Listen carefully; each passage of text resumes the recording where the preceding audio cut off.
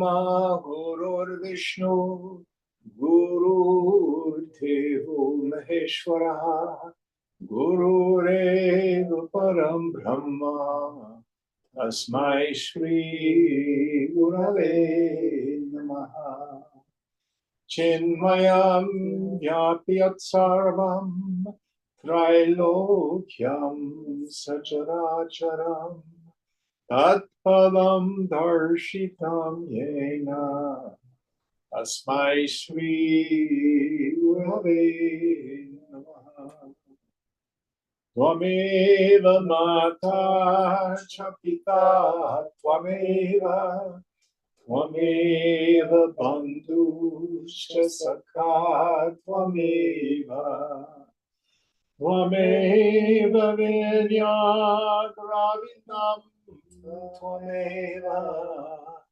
Tvameva Sarvam Mama Deva Deva Tvameva Sarvam Mama Deva Deva.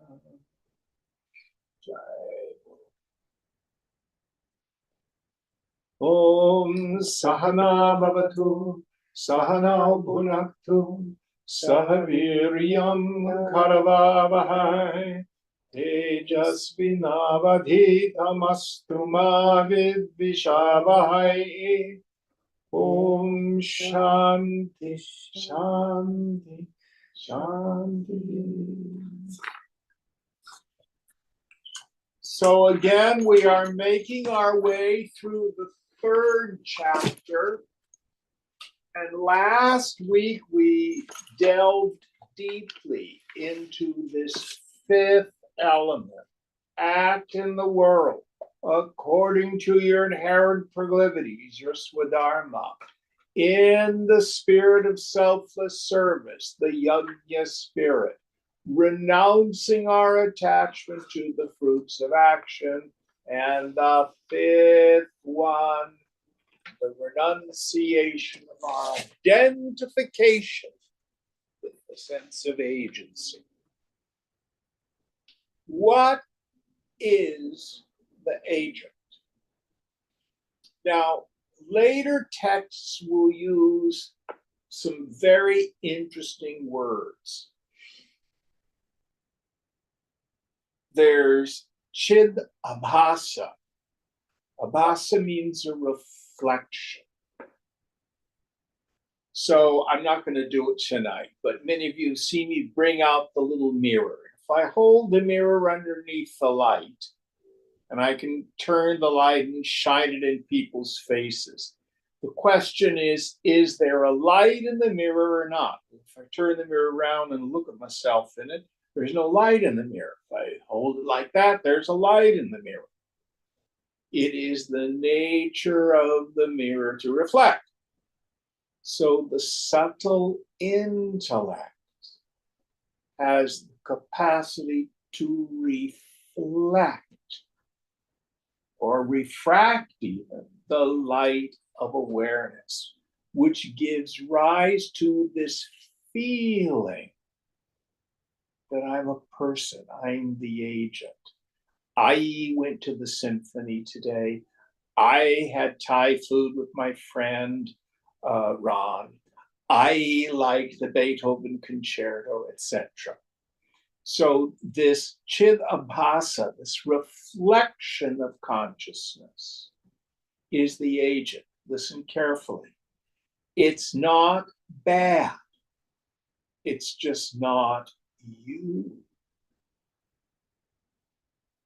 So if I had half a dozen mirrors, all of them would have a little light bulb in them. But there's not 6 light bulbs. There's one light shining in these mirrors. So it seems like there's a Jim over here. Who are you? Michael over there. And a Ganesh, and an Ashley, and a Mark, etc. in the Zoom machine.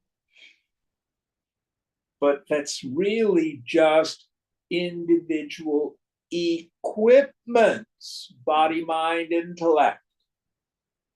Intellect is this function, this karta bhoktacha, this doer and the experiencer.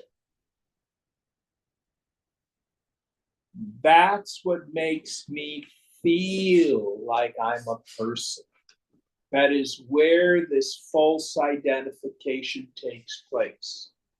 I attribute to myself, which is Brahman, which is pure consciousness, the qualities of the body, the qualities of my feelings, the qualities of the history of the body, the quality of my relationships, my thoughts, my opinions, etc. None of those are a person. There's no entity called the jiva. It doesn't exist. And on Saturday morning, we're studying the Gaudapada Karika of the Mandukya Upanishad, the gloss of the great teacher Gaudapada. He uses the term jiva bhavana, which is the one I like the best. What does bhavana mean? Experience, feeling, experience, feeling. Feeling or thought. So it's the feeling that I'm a person, the idea that I'm a person. It's not a solid thing. And when I think it's a solid thing. Now, the main thing that Krishna has been driving at in this chapter is, okay, we all experience desire and choice. I chose to go to the symphony today. But very few people in the West, where we have this notion of free will, I've got my free will. We don't ask, where did those choices come from? And yoga says we're not nearly as free as we think we are. We experience choice, but it's the force of the past maturing. There's a vasana, there's an impression, there's an impulse.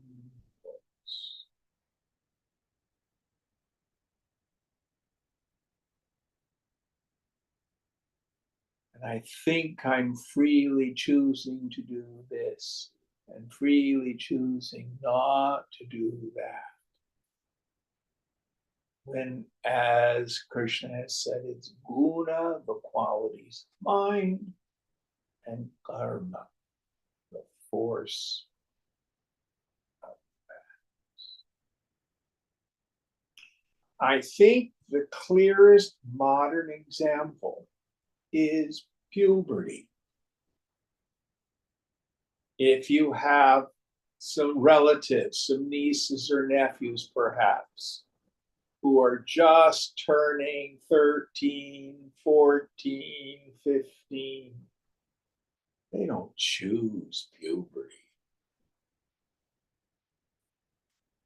But when they were 11, ooh, girls, cooties, ew.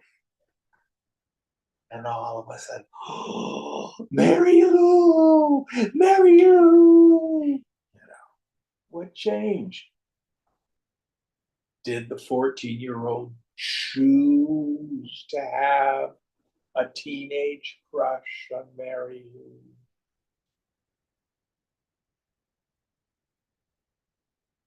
Seemed like a choice.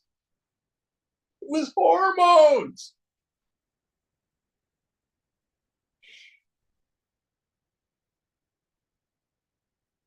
That's all it is in life. So the value of this teaching is you're going to do what you're going to do based on the force of the past. The very fact that you're here studying Gita is also the force of the past maturing. It's our evolution, it's our unfold. So the yogi gives up regret for the past. No more shoulda, woulda, coulda. I should have done this. I should have done that. Don't should on yourself. And no real worry about the future. Should I do this or should I do that? Am I doing it right? The one you and I have talked about. Who thinks he's doing it?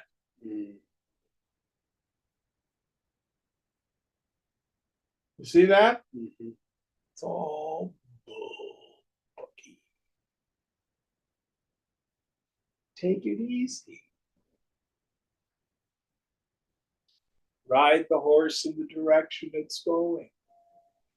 Don't try to push the river downstream.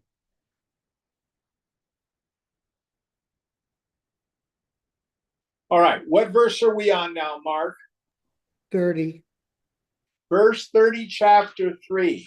Ganesh, can you find it for us? Yep. Go. Mai sarvani karmani sanyasthaadhyatmachetasa nirashir nimamo bhutva yudhyasva vigatajvarah.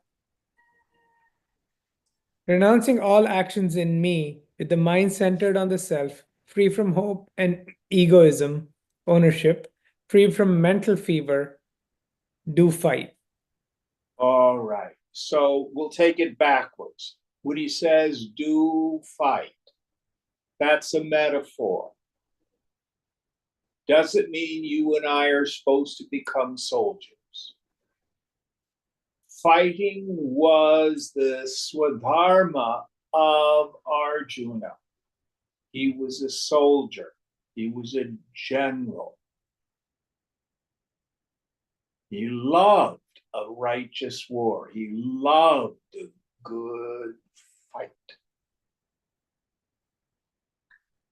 But you and I, what it means is, whatever you find yourself doing, do it.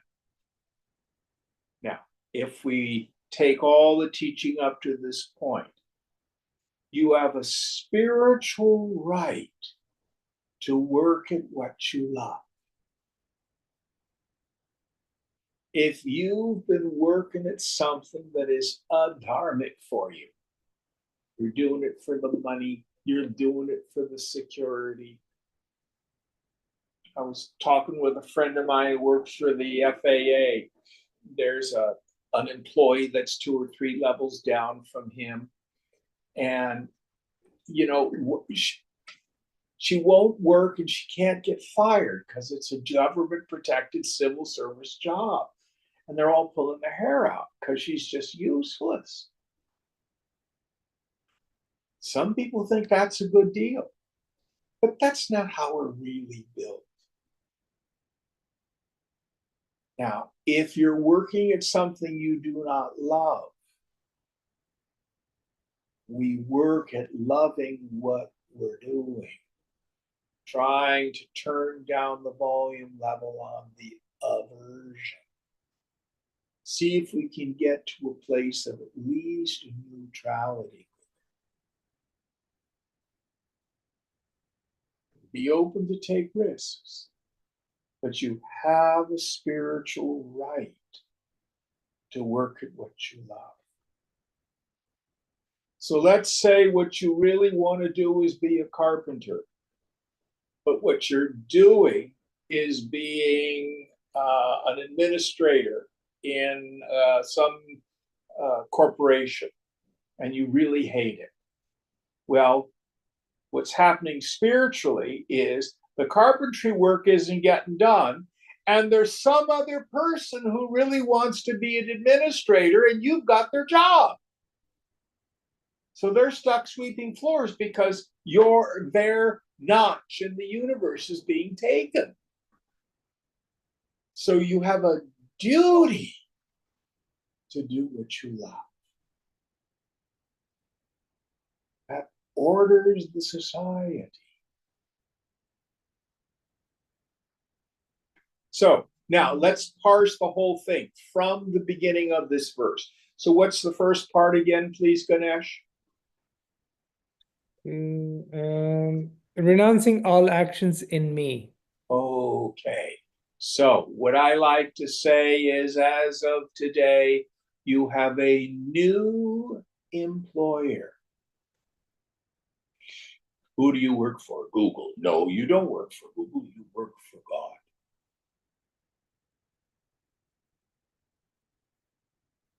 Well, I don't have a job. I'm just a house husband or a housewife. Who are you working for? Who are your children? Who's your spouse? God.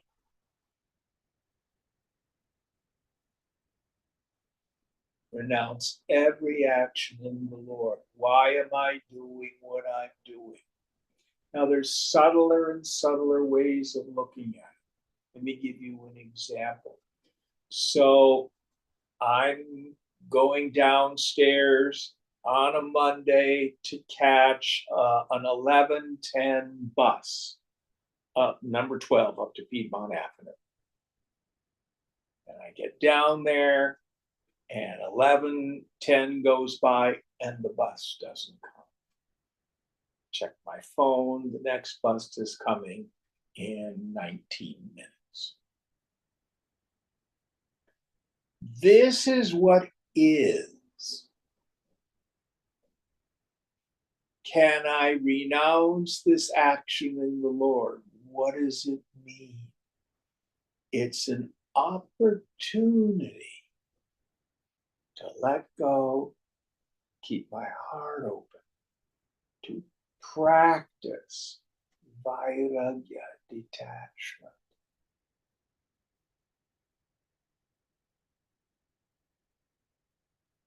An opportunity to practice patience, an opportunity to practice acceptance. Something as simple as waiting for the next bus. And you might have the curiosity, all right, Lord, do you have a job for me here?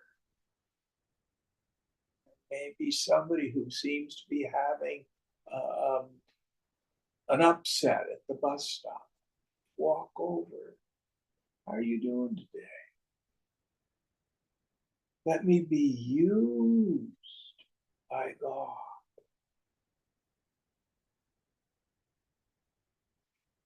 Let me spend myself in love,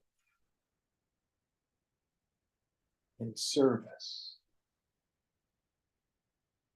That's what Krishna is saying by renouncing all actions in me. Who are my customers? God. Who's my employer? God. Who's doing the doing? God is the agent.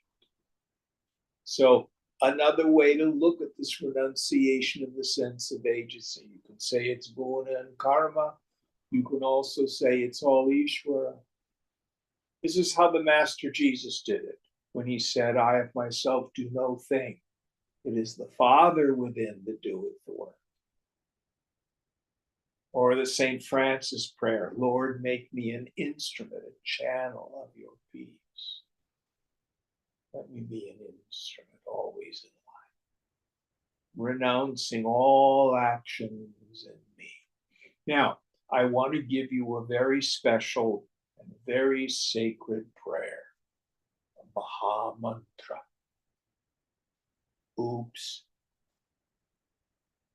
my favorites. Renouncing actions of the Lord doesn't mean you're not going to make mistakes in the eyes of the world. So the yogi just goes, oops. Or to frame it another way, if I do a good job, the glory is yours, God.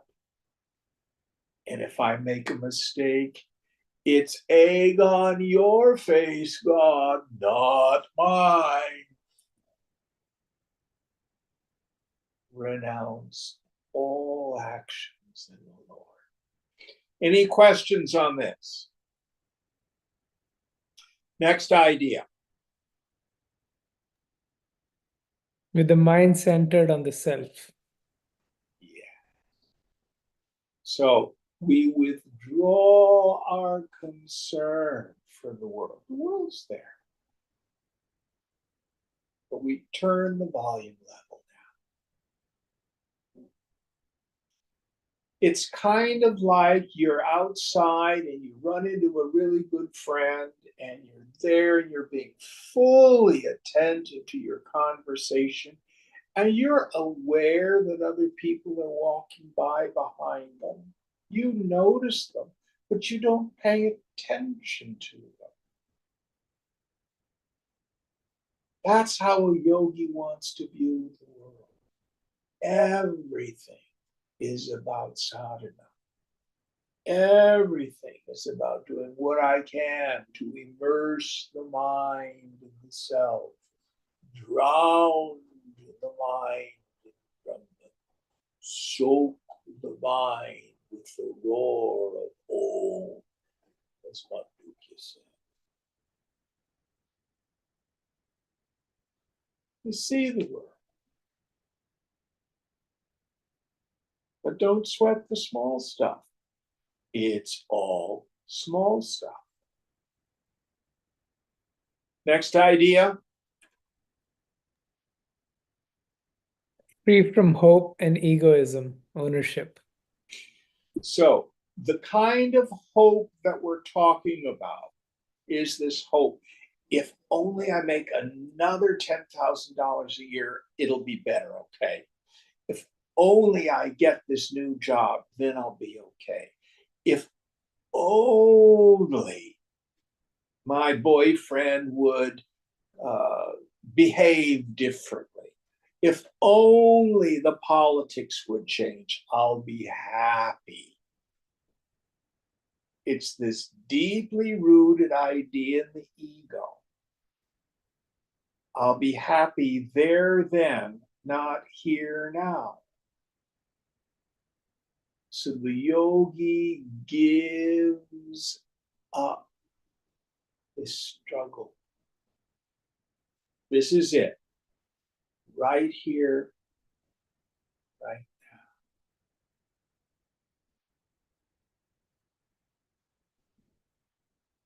Right where the trouble seems to be, there God is. Let go. So hope, and what was the next one we have to let go of? Egoism. Yes. The idea that I need to protect or defend or secure me.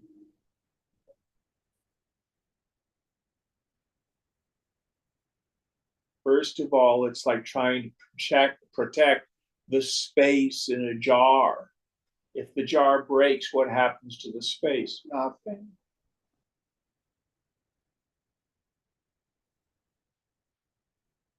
Next idea. Free from mental fever. Make peace of mind your most prized possession. Absolutely nothing in the world is important enough for me to squander my peace of mind. Yet most of us, hello? I thought there was someone at the door. Most of us squander it for an unkind word or a scowl or a text not answered.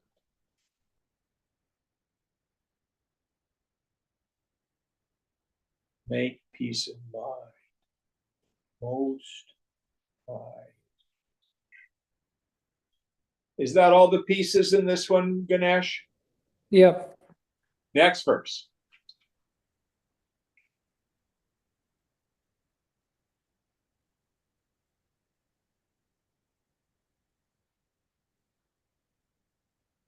Are you muted?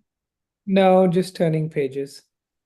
Ye me matamidam nityam Anutishtanthi manavaha shraddhavanto nasuyanto muchyante tepi karmabhi. Those men who constantly practice this teaching of mine, full of faith and without cavilling, they too are freed from actions. Yes. To cavil, it's a funny word the Swamiji used. It means to complain. So those who are full of faith, where they have shraddha.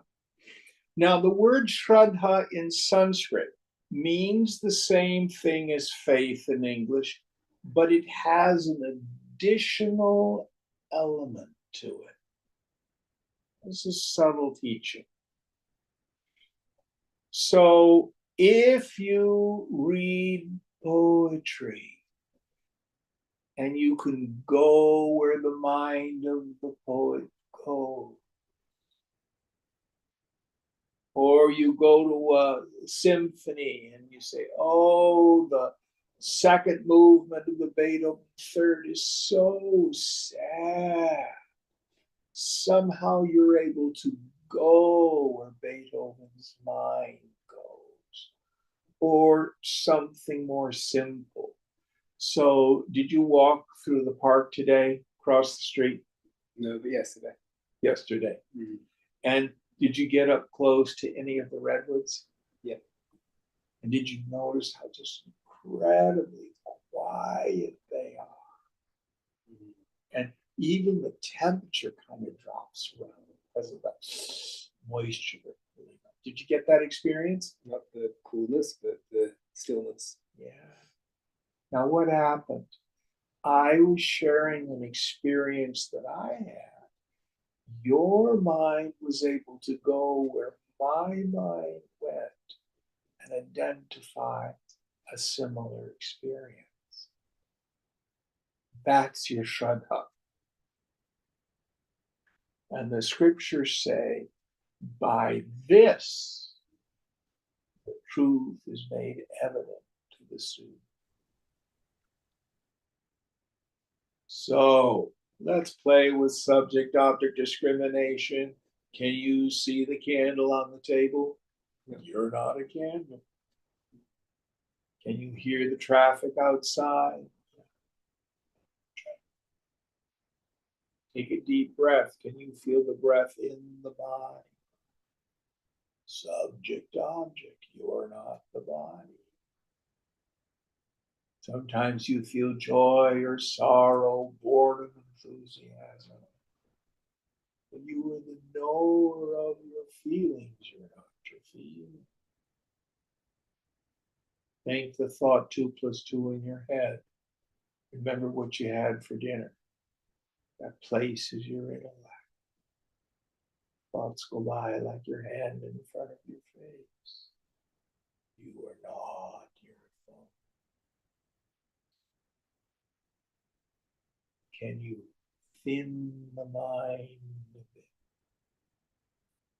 bit? Introvert the attentive fabric. Who are you?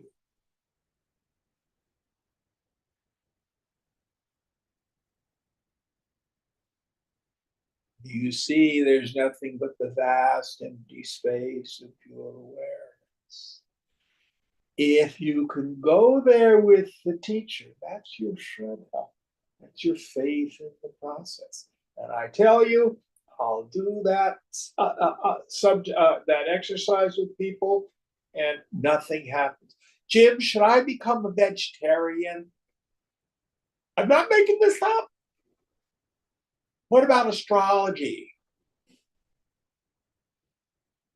Minds do not drop. They can't go where my mind goes.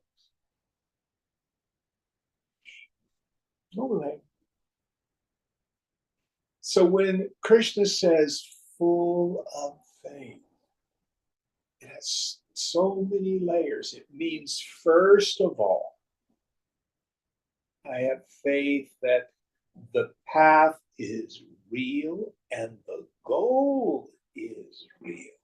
And it's possible for me to go there.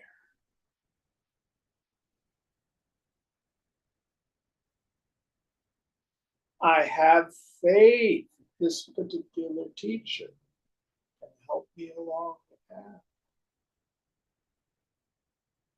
And if it quits feeling right, you find someone else. You don't want to have false loyalties in this world. That's pointless.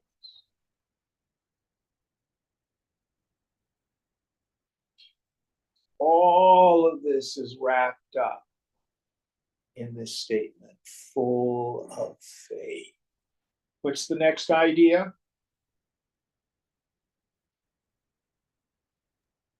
Without cavilling. Without complaining. Yeah, cavilling. So, are you a person who's always looking for what's wrong? Oh, the people at the ashram, they're not doing it right. Oh, they're caught up in this thing and that comparison. Oh, the guru doesn't do it right. They're doing this wrong. Or I don't have the right clothes to do it. Or whatever it is. My zafu isn't comfortable enough. Believe me, these things arise in the mind. You're laughing. Why? Just humorous. Just humorous. Does it seem fantasy, or do you notice the reality of it? Yeah, for sure. So part of what we need to do is get clear on our motive. In the beginning, we frequently think of the spiritual path as another tool so that my worldly life works better.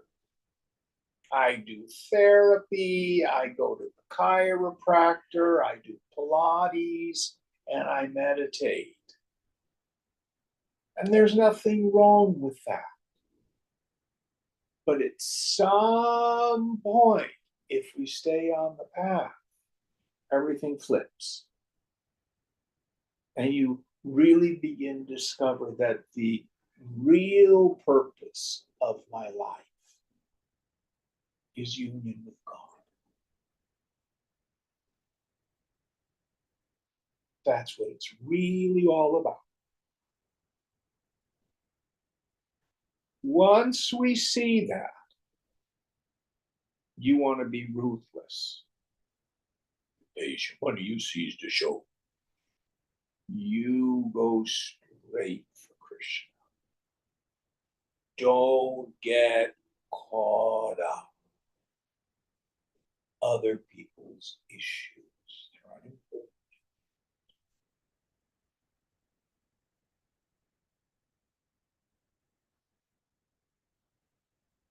Now, in Viveka Chudamani, Shankara uses some very interesting language. We become adhikari, a fit student.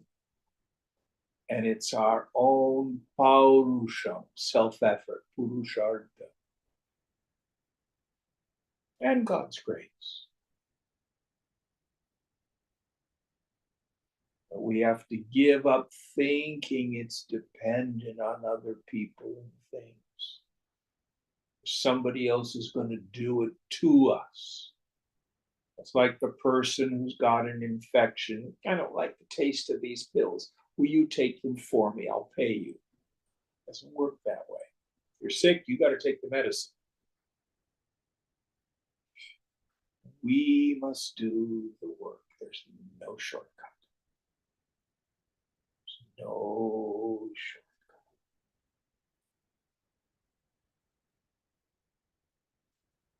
I can't do sadhana. I don't feel well.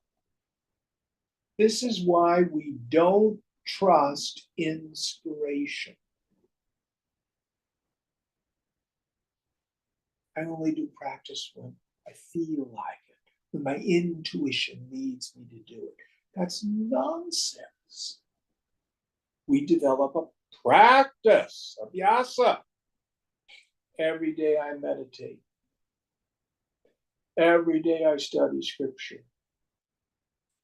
Every day, at least for part of the day, I do my best to watch my mind.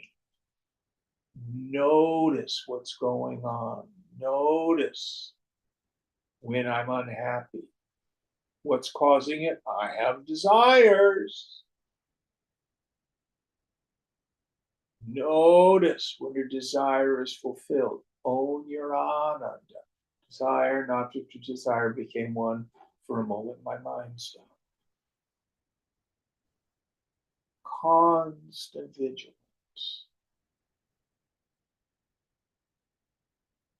All that's wrapped up in this idea of not complaining, not caviling. Next idea. That's it. They too are freed from actions. So when we do jnana abhyasa, yoga abhyasa, when we practice these principles. All right, next one.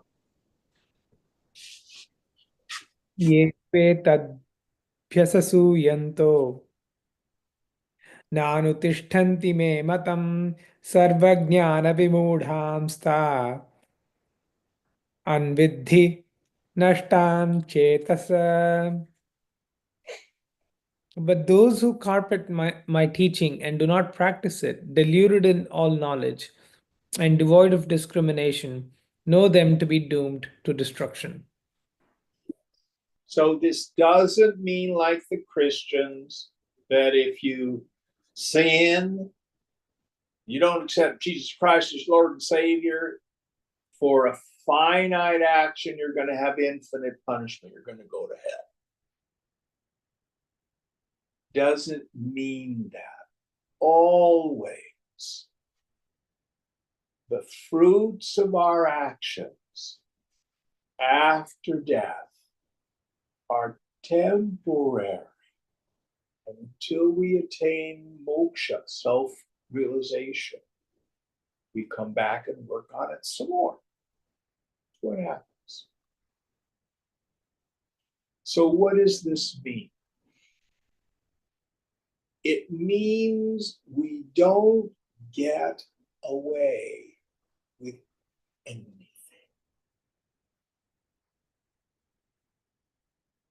So if a person lives a life that's contrary to the Dharma. So any of you see the movie The Great Short? Did you see that one? No. Yes? No. No. Oh, it's about the people who crashed the economy in 2008. And where they were bundling up these junk mortgages and stuff like that became instruments that they would keep selling to other people. It was like a huge Ponzi scheme. You know, they knew somebody was going to be hurt terribly. But the money they were making was so much. And they'd lie and convince people. And people in business do this frequently. Don't worry. Hebrew scripture says, vengeance is mine, saith the Lord. What does that mean? It's karma. In the end, nobody gets away with anything. It may seem like the tyrant, the violent person, the abuser, the thief, getting away with stuff. And they may not get caught in this life.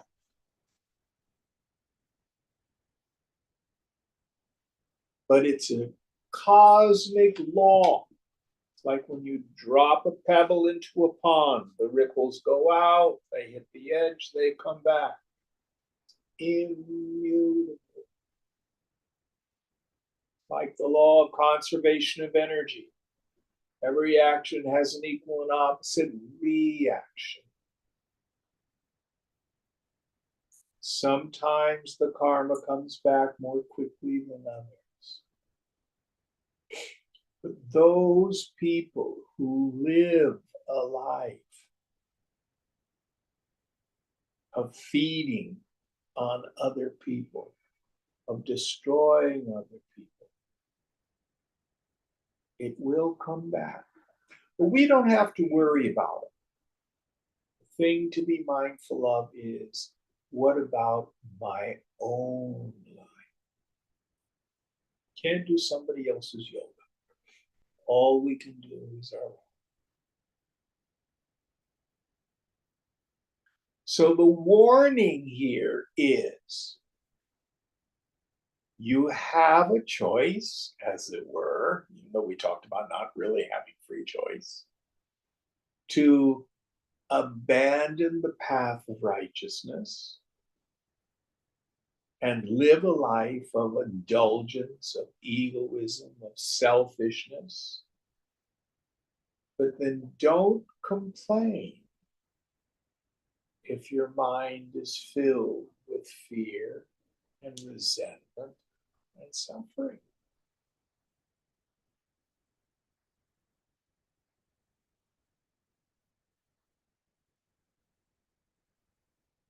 Kathopanishad says it so beautifully. It's the first teaching Yamaraj, Lord Death, gives to Nachiketas. Nachiketas wants the highest truth. When a person dies, are they or are they not? Lord Death said, don't ask me that. Don't ask me that. Finally, okay, I'll answer the question.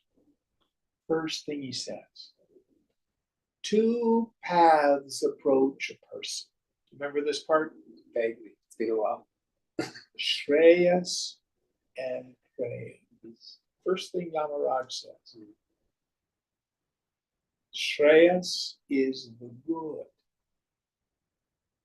Prayas is the desirable, the dear. Swamiji, because he was a poet, would say the electable and the delectable. The good and the pleasant. The person who follows the way of bhoga. This is the way of enjoyment. The paradigm for the bhogi is, I want happiness. I think the way to be happy is to satisfy as many desires as possible. The one who has the most toys wins. Cash and prizes. But the teaching says, you may have that. Go try that path. But what happens is more desire. And the desire itself is the suffering. Shreyas, the preferable way. The Sanatana Dharma as it's laid out in Scripture. Not the path of bhoga, but the path of yoga. Yogi also wants happiness. But they've understood that happiness is a function of reducing the number of desires entertained.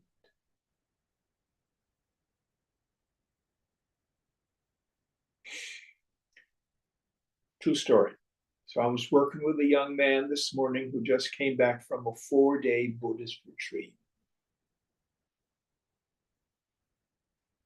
His mind was very quiet. Meditating for hours.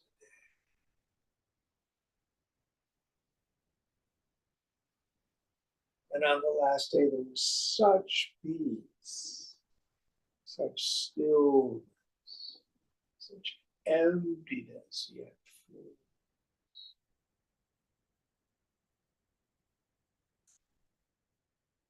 And it was so clear to him no object caused it.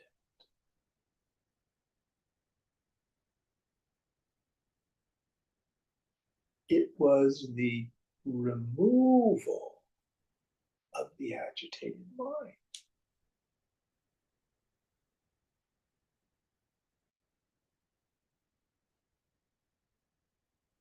Now he's back in his life, and his mind started to come back.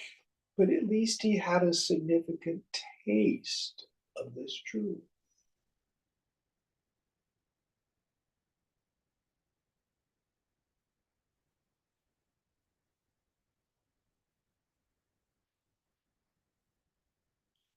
And I've shared this with people before. If you read Dante's Inferno, when Dante is on the banks of the river Styx and he's waiting for, I think it's Charon is how you pronounce it, Chiron, to take him across the river.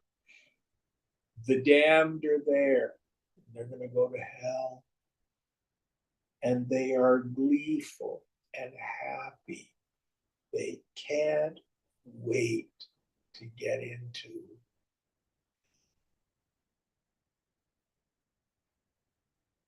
All you have to do is go to Las Vegas.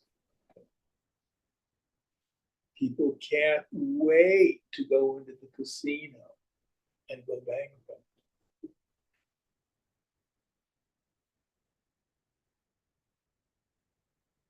Or there's so many examples of it. So many examples. People who do not follow this teaching are doomed to ultimately, usually doesn't take very long, a life of misery. Any thoughts on this? All right, next verse.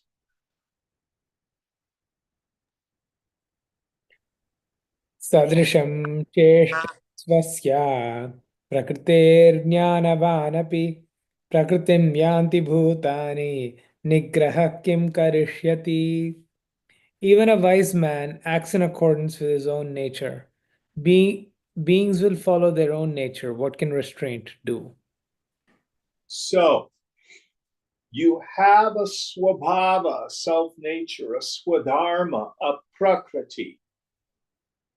It's not about changing it. It's about redeeming it.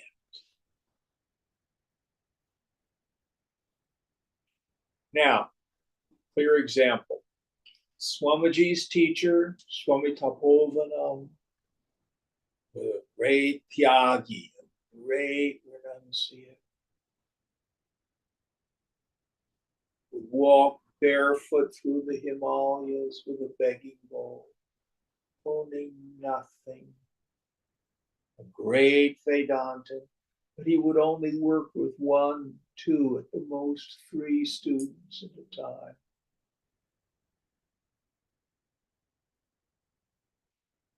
Swamiji, on the other hand, had a very different nature. He had a deep social conscience. He had a great desire to make a difference in the world. Many people said that if he had not become a Swami, he would probably have been Prime Minister of India. So he did not leave his nature, but it was redeemed in God's hands. All these proclivities become useful.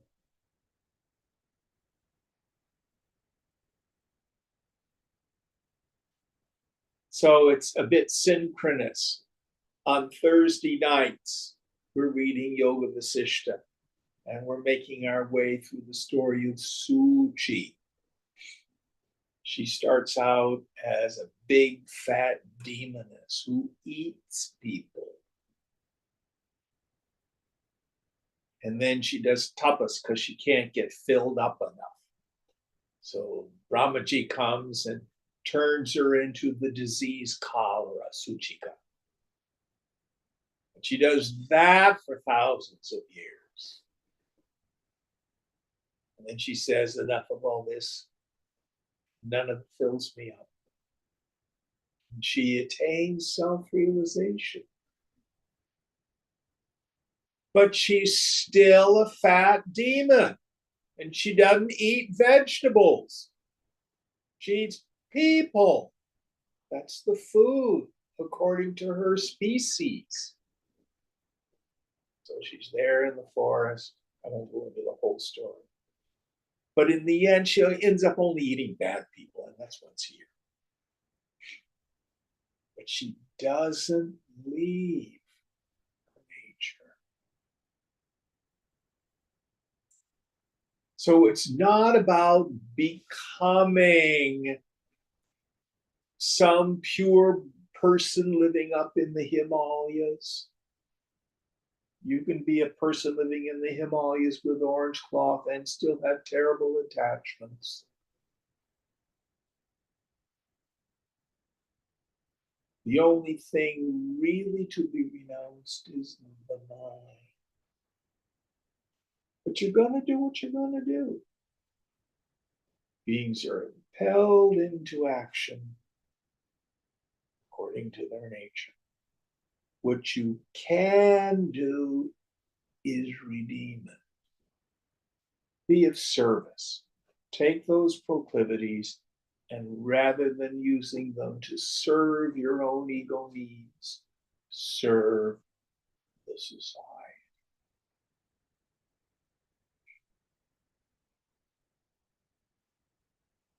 Another true story. Nisargadatta Maharaj came from a very low-class family. His father was a domestic servant, and they got a farm, and they were farming for a while. Nisargadatta came to Mumbai, and he opened up a cigarette shop. And then at one point in his sadhana, he says, he had a wife and kids, householder. I'm going to go to the Himalayas. And he was there for a while, and he came back. Because that was his prarabdha, that was his karma, that was his prakriti, that was his nature. Deeply enlightened man. But he didn't leave his karma.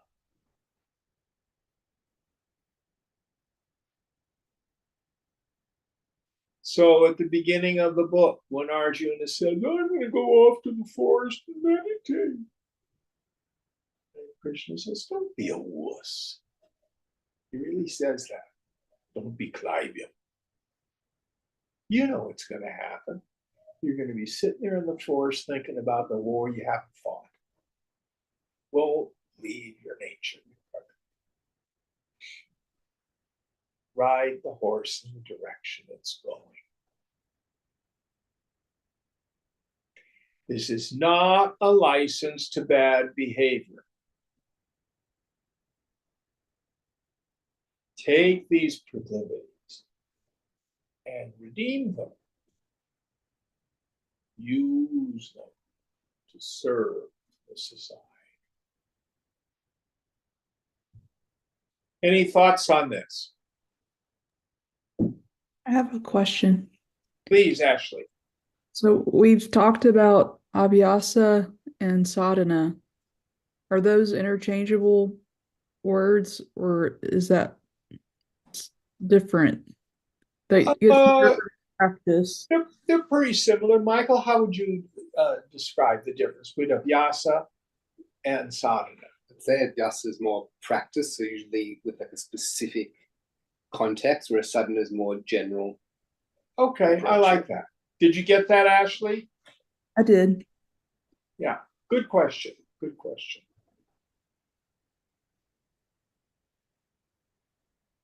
All right, next verse.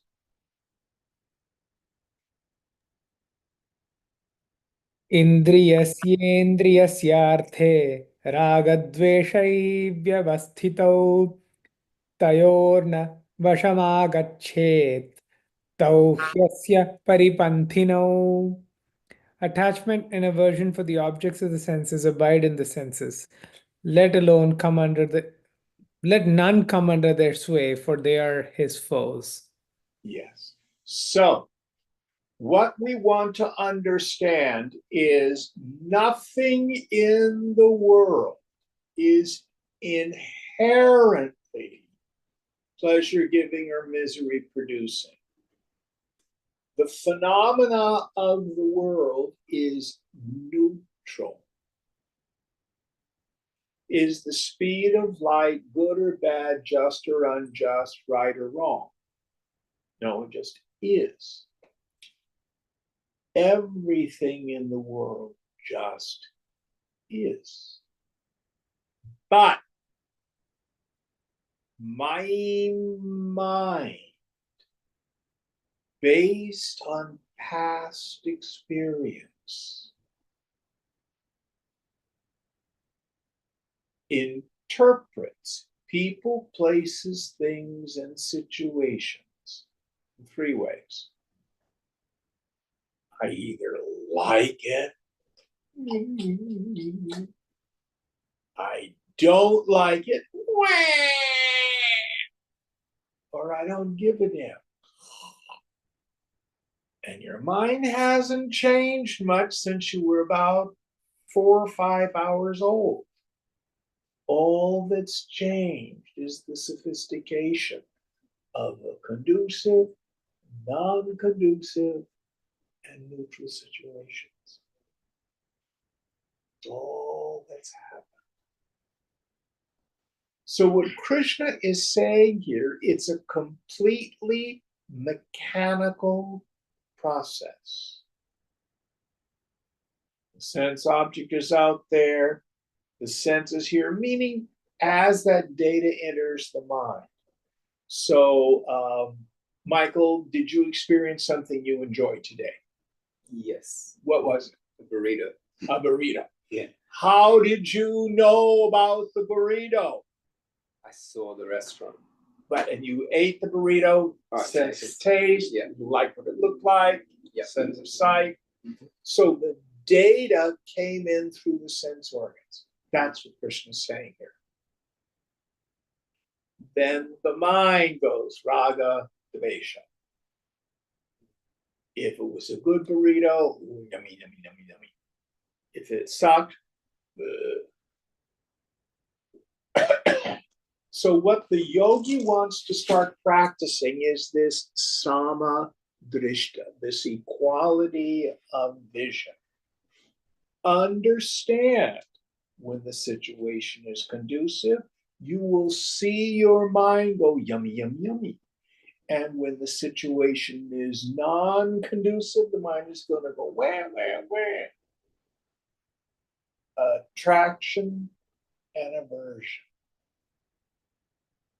Now, what the yogi learns is just because I have these feelings doesn't mean I need to do anything about them.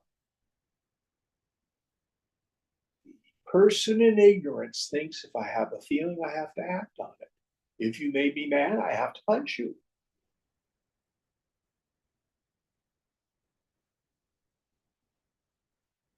The yogi watches raga, dvesha, attraction, attachment, and aversion arise. And as I like to say, just don't do something, stand there. Just don't do something, sit there. Let the reactive mind arise and just watch it.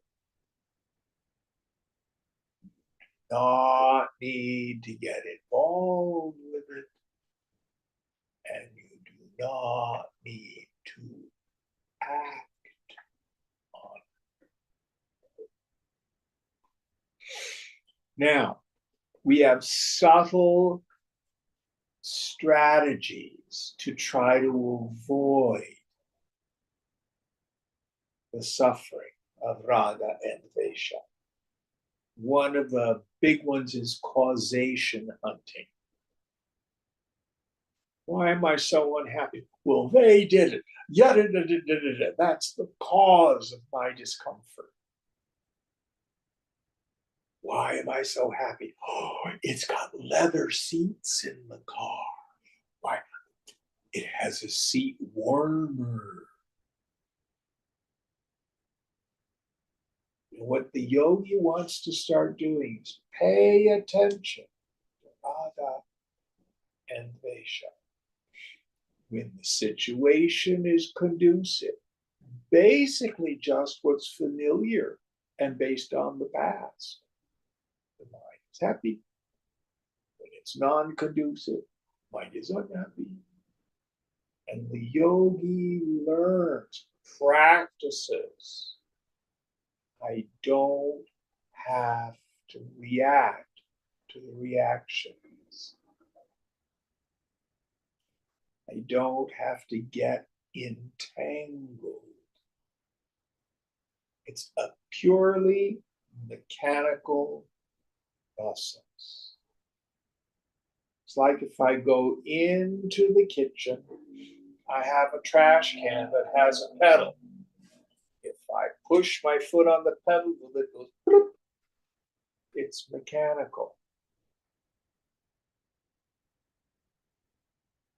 That's what the mind does. So we quit taking all this stuff so damn seriously. We begin to see it for what it is. Just watch it. And Swamiji always used to say, the way to heal the mind is to get out of the mind. Step back. Take on the viewpoint of the unattached, uninvolved witness. And what you will find if you practice this is the intensity of the reactivity starts to dial down. You find it's more tolerable. We're not so compelled into acting, speaking, healing. We regulate our emotions, as the psychologists say.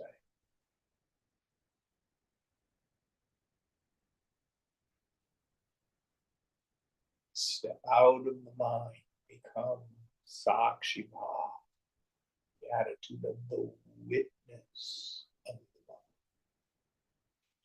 Any thoughts on this? It's an incredibly important practice. Anybody want to share their experiences of this, of how it may have been of value?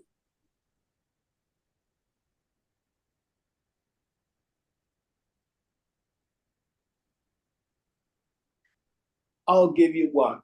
Someone sharing with me. They had a boss who manages through fear and intimidation. Anybody ever had one of those? Yeah. And this fellow, when the fellow purposely wants to make him feel fearful, guilty, wrong, bad, you know, his habituated tendency from his family of origin is to totally shut down and to shake and stuff like that. When he wants to run away from the job, wants to quit, get out his resume, get a different job, get away from it. But he's a pretty good yogi. You can't change other people. Takes many of us a long time to figure that one out. All I can do let the information pass through. Don't let it stick on my ego. Non-conducive environment, the mind's going to go, where? Just watch it and don't get it.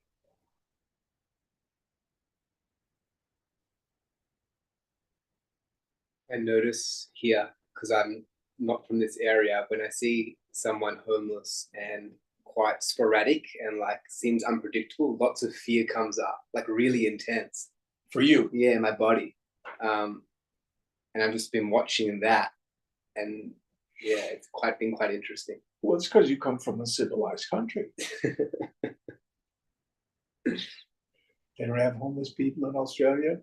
Not to this extent in the areas that, yeah, no. It's pretty intense here.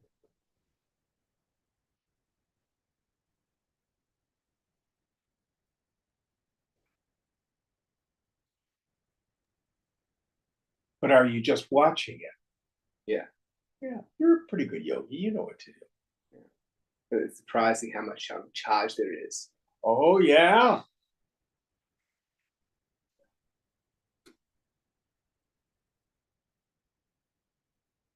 Here's another key. Usually, we get identified and attached on the pleasure sign. So if you have people telling you you're wonderful, you're so smart, you're one of my best friends, what does ego do? Oh, yes. And that's where the identification comes. Then when they won't answer your phone calls, or they decide that, well, you've changed too much, I don't think we're friends anymore.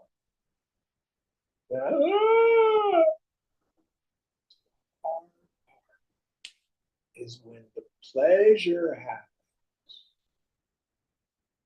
not to come under its sway, as Krishna says, let it pass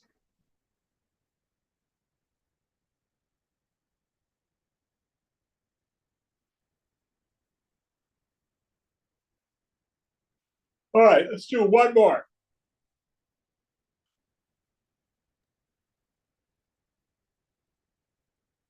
श्रेयान् स्वधर्मो विगुणा परधर्मात् स्वनुष्ठितात् स्वधर्मे निधनं श्रेयः परधर्मो भयावः. Better is one's own duty, though devoid of merit, than the duty of another well discharged. Better is death in one's own duty. The duty of another is fraught with fear, is productive of positive danger. So many of us think my own proclivities aren't good enough. It'll be better if I'm a different kind of person. Perhaps one of the clearest examples of this is way back when, if a person was gay or lesbian, society said, you need to change. And I've known people who got married, had children, and the whole time they were involved with that gay man, it was a lie. It lacked integrity. And then finally, the pressure becomes too much. Some cases it happens when the spouse dies. They come out of the closet, we call it. Doesn't mean it's an easy life from that point on. But there's a kind of integrity. Or in the workplace, there's things you really enjoy, but you have the idea, this is too frightening, I won't be able to support myself, I won't be good enough.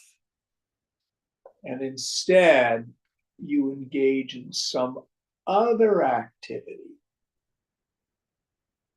that you're disaffected from. I have a dear friend, and he's always had an attraction to music and the arts, theater, stuff like that. But what he did was get an MBA and become a finance/accountant guy. He hated it. And he was getting fired all the time. Because it was a burden to show up for work. Now he's very bright. So when he was 70, finally he retired. Now he's finally doing theater and music. Now, it's awful hard to memorize a script at 75, 80 years old. What might have happened if he'd taken the risk to live according to his own nature, his own dharma? So he has to.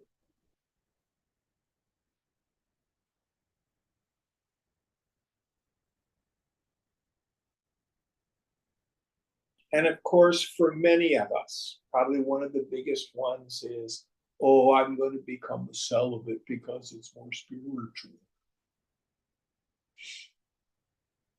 And that's not your nature. And then what do? Suppress. And then when you do go have a romantic entanglement, you're full of guilt and unable to commit.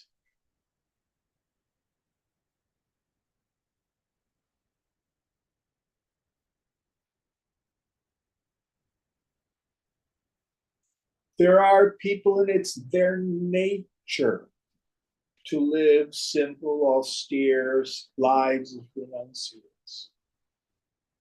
We talked about little Nachiketas. He's the ideal of the sannyasi. But we also have King Janaka in the tradition. Who was King Janaka? Do you know who Janaka is? Yeah. Who? Was the king who got enlightened. And he's Sita's father. Yeah. But he didn't stop being a king. He fulfilled his duty.